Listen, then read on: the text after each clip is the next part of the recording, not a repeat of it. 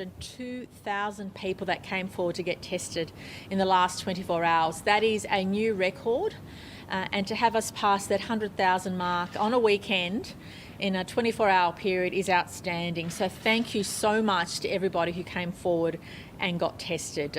New South Wales recorded 141 cases of community transmission in that 24-hour period, and 38 of those were infectious in the community. I wanted to also extend my condolences to two families who are grieving today. We had 2 deaths overnight. A woman in her 70s, but also a woman in her 30s with no pre-existing conditions. So if anybody thinks this is a disease just affecting older people, please think again. Again, I want to extend my heartfelt condolences to those families, their loved ones who are grieving today. But please note that younger people without pre-existing conditions can also fall victim to this cruel disease. I wanted to stress a couple of points this morning. Firstly, please know that what will get us through this outbreak is a combination of our restrictions, but also of more people being vaccinated. So can I urge everybody to come forward and vaccinate it? As you know, the health advice has changed in the last few days, so everybody is welcome to come forward and get the AstraZeneca vaccine. And please know that whether it's through your GP, through a local pharmacist, or through, obviously, our New South Wales health hubs, please come forward and get vaccinated. We know that in particular, older people are more vulnerable to this disease, and we're hoping already that more people come forward to get the vaccine, but I can't stress enough how important it is to get vaccinated. One thing we also know with this cruel Delta strain, which is what we're dealing with, is that even 1 dose of the vaccine not only gives you personal protection, but it also reduces your chances of passing the disease on to others. And that's why, during the Delta outbreak, higher vaccination rates, even of the first dose, slow the spread down. It won't stop the spread alone, but it will definitely slow the spread down. Instead of infecting your whole household, you may only infect a few people. Or instead of infecting your entire workplace, you may only infect a few people if you have at least 1 dose of the vaccine. And that's why it is so important to have that combination of restrictions and also higher vaccination rates. Please know, in those 5 local government areas in particular that are impacted, we are doing all we can to increase the vaccination rates, including providing vaccines through local pharmacists, through GPs and through our New South Wales health hubs.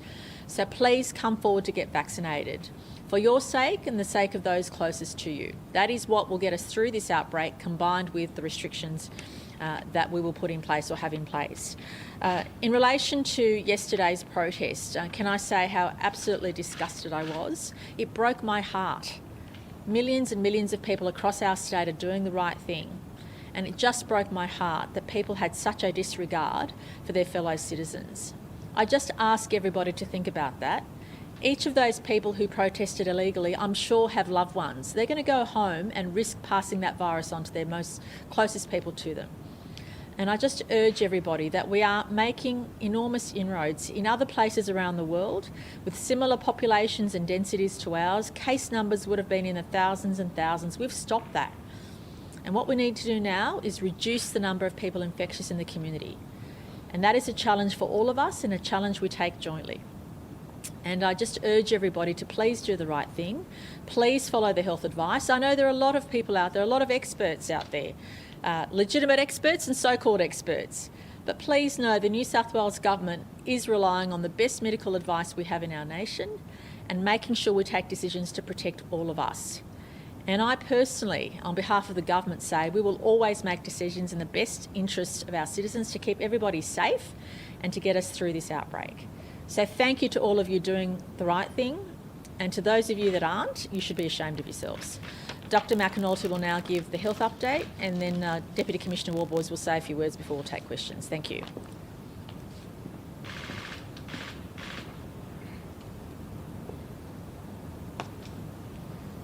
Good morning and thank you, Premier. I'll take you through the numbers of cases from overnight, from yesterday. New South Wales recorded 141 locally acquired cases until 8 o'clock last night. 87 of those locally acquired cases are linked to other cases in the cluster, and 54 remain under investigation. There were no new locally overseas acquired cases in the same period. There have now been 2,081 cases associated with this outbreak since the 16th of June 2021. And a record number of over 102,000 tests were done yesterday. So thanks very much to the community for coming forward to meet this challenge.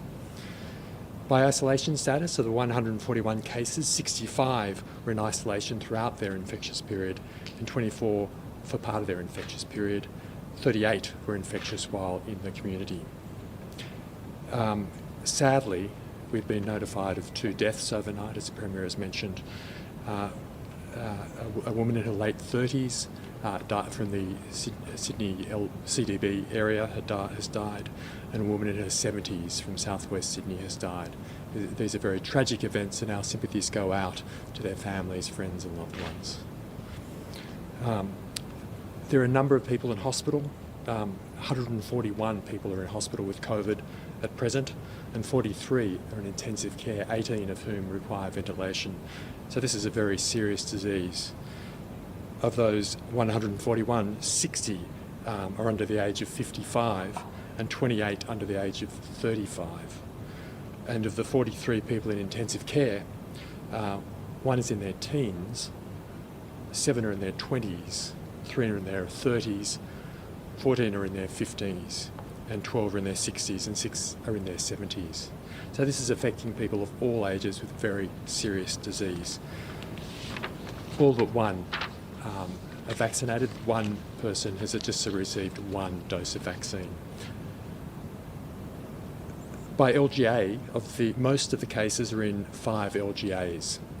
Fairfield with 34, Canterbury Bankstown with 30, Cumberland with 24, Blacktown with 19, and Liverpool with 12 cases. So we're still seeing concentration of cases in various LGAs, but cases elsewhere in the Greater Sydney area. So anybody in the Greater Sydney area is at particular risk, but we're seeing cases in these particular LGAs.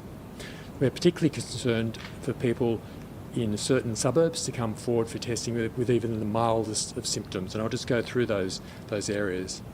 On the north coast of New South Wales, Coffs Harbour and Byron Bay, we've seen positive sewage in recent days in Byron Bay. In southern New South Wales, Moss Vale, again we've seen positive sewage without a known case there. Also Goulburn and Marulan, we're keen for people to be aware for symptoms and come forward for testing. In Western New South Wales, Orange. In Western Sydney, Cumberland, LGA, Merrylands and Guildford in particular, Toongabbie, Pendle Hill, Mount Druitt, Rooty Hill, Blacktown. In Northern Sydney, Belrose, where we've had transmission. In the inner west, Lakemba, Roselands, Punchbowl, Wiley Park, Belmore, Burwood, Campsie, particularly Tongley Supermarket, Growers Market and T&L Butchers, where we've had transmission. In southwest Sydney, of course, the Fairfield LGA, particularly Old Guildford, Liverpool LGA, particularly Hoxton Park, Carnes Hill, Voyager Point, Canterbury Bankstown, Sefton, Yagoona, Chester Hill, and in Campbelltown, particularly Bardia. In southeast Sydney, we're still worried about Georges River, Bayside, Sutherland, Waverley and Haymarket, and in Illawarra, Wollongong and Port Kembla. If you're in any of those areas, please come forward for testing with even the mildest of symptoms. It's just so important. We're concerned about a particular gathering I mentioned yesterday in Pendle Hill. This is a grieving family who came together to support each other.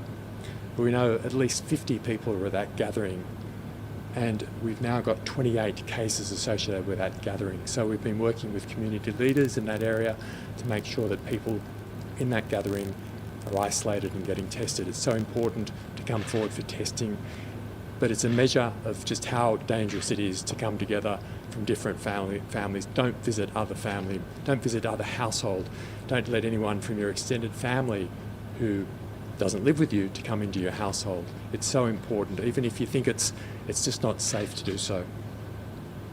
I've also been notified of a person who's now in Queensland who had been on a flight while knowing that they were a close contact.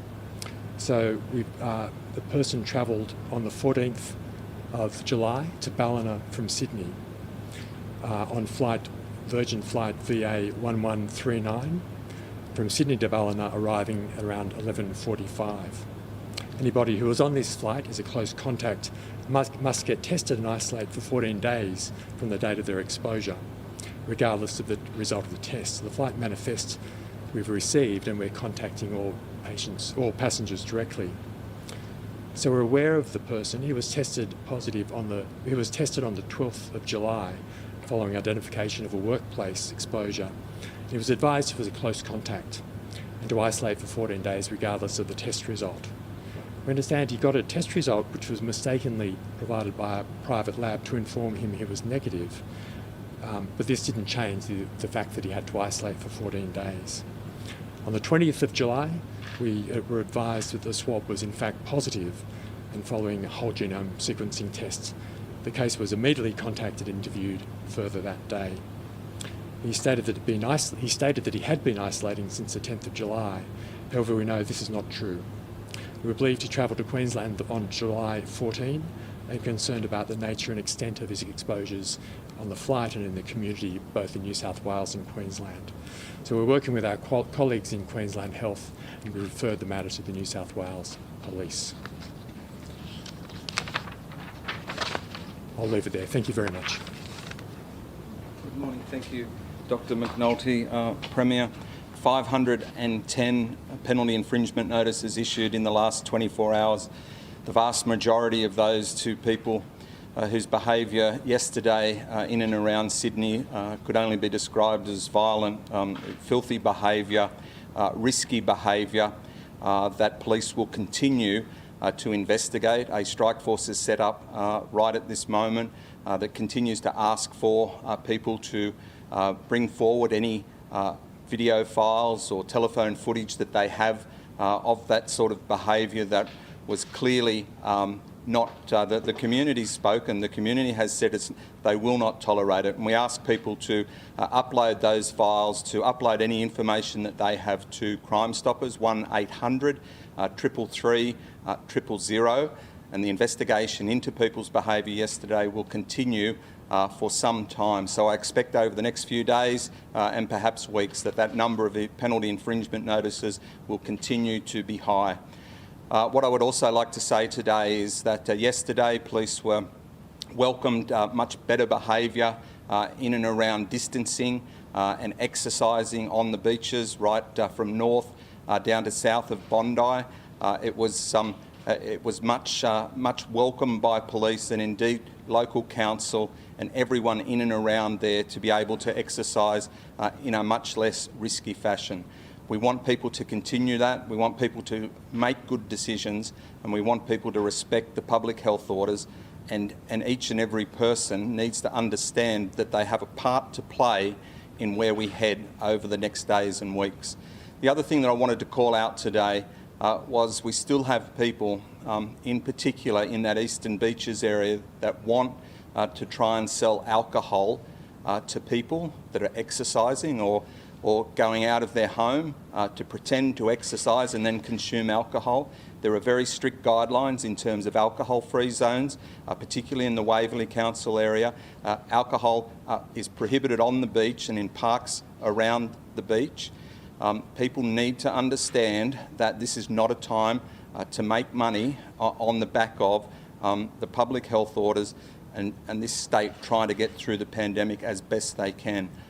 What we would ask is clearly for those places that have a licence, that they don't breach and infringe, but most importantly, that they look at the spirit of the actual orders, and what they are doing is simply encouraging people to break the public health orders. We want that to stop, and police will continue to do business inspections. They will continue to work with Crime Stopper reports around businesses that want to draw people out of their houses to sell cocktails, to sell alcohol in plastic cups without lids, which is clearly designed to be consumed on the street. Thank you. Deputy Commissioner, while I've got you there, obviously one of the photos that galvanised this was the punching of the horse. What did you make of that, firstly, but also how many police officers were assaulted yesterday?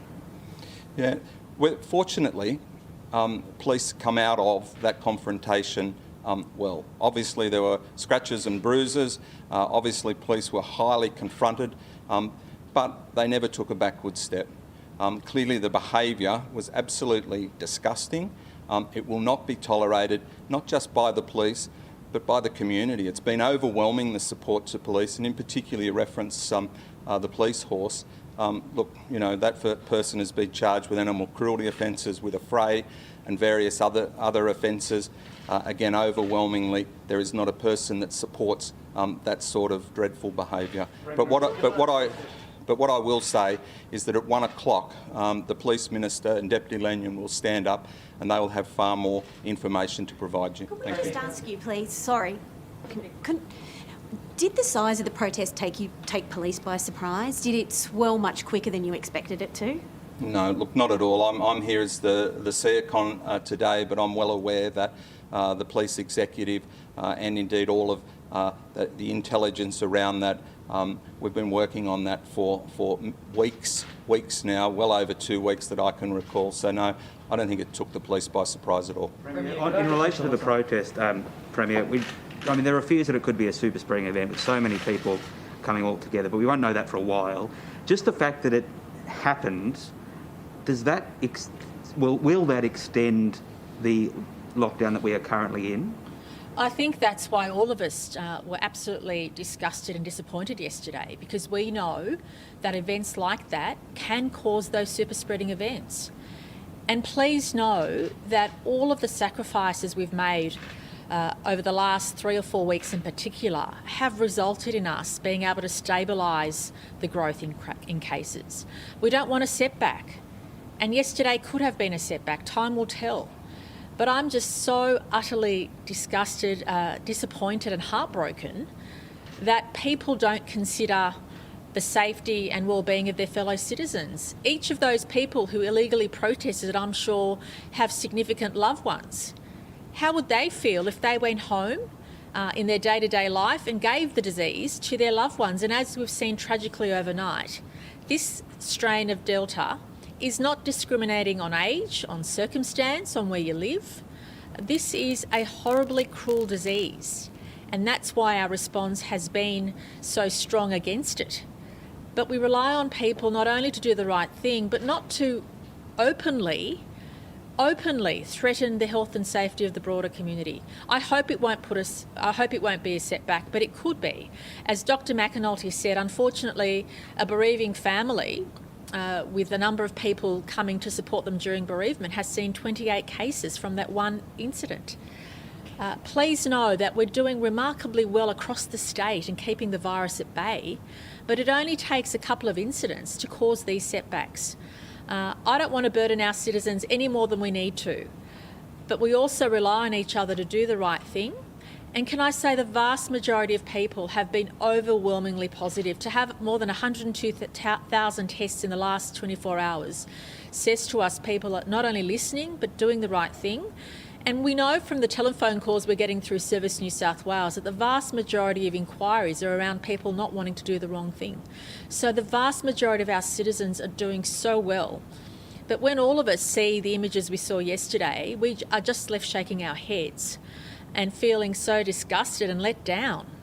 And I just ask everybody, don't let down yourself and your family. You might not care about the rest of us, but don't let down your family, your closest to you, because this disease doesn't discriminate. And how would you feel if, because of your irresponsible and destructive actions, you gave the disease to your loved ones and they suffered and even died as a result? Premier, can I just get your thoughts on something? And apologies, this is a longer question, so bear with me. We've had ATAGI change the advice on AstraZeneca for people over the 18 years of age. And you said yourself just a moment ago that even one dose reduces transmissibility. Yeah. So they are lower risk people in the community who are vaccinated. We really need to come forward for people to get vaccinated. And you said yourself many times in press conferences that that's our way out of this lockdown. Is it time to exempt vaccinated people from lockdowns, considering that that would also drive everyone into vaccination clinics to get vaccinated very quickly because they want that freedom as well. Yeah, can I say that in relation to providing additional easing of restrictions or freedoms for vaccinated people, we can only consider that when a larger proportion of the population is vaccinated. Because we don't have those high rates of vaccination, that would still be too great a threat on everybody else who hasn't been vaccinated. And not everybody yet has had the opportunity to be offered the vaccine, and that health advice has now recently changed. Premier, even with countries that have high vaccination rates, the Delta variant is spreading through those countries. So is it time to just start accepting? The short answer is no, because we don't have those high rates of vaccination. We can't consider those policy decisions until we have high rates of vaccination. Because the point is that we need to firstly keep people out of hospital, which the vaccines do, and we also need to reduce the likelihood of spread, which even one dose of the vaccine does. So the vaccine not only keeps people out of hospital and keeps them alive, but it also reduces the chances of them spreading it on to more people. And that's why it is so key that alongside the restrictions we have, we need to increase the vaccination, and that gives us more options in the future. But can I just say, in relation to dealing with the immediate outbreak, we need a combination of the restrictions, and hopefully in the future the restrictions will change. But in addition to the restrictions, we also need high rates of vaccination, and that's why now I'm urging, given the recent health advice has changed from the Commonwealth, that everybody should come forward and get vaccinated. But especially, we know those older are more vulnerable because their immune systems are weaker. So those older are more vulnerable. But what we're seeing now is the disease is indiscriminate, and if you haven't had the vaccine, you can succumb, even if you don't have any other underlying health conditions.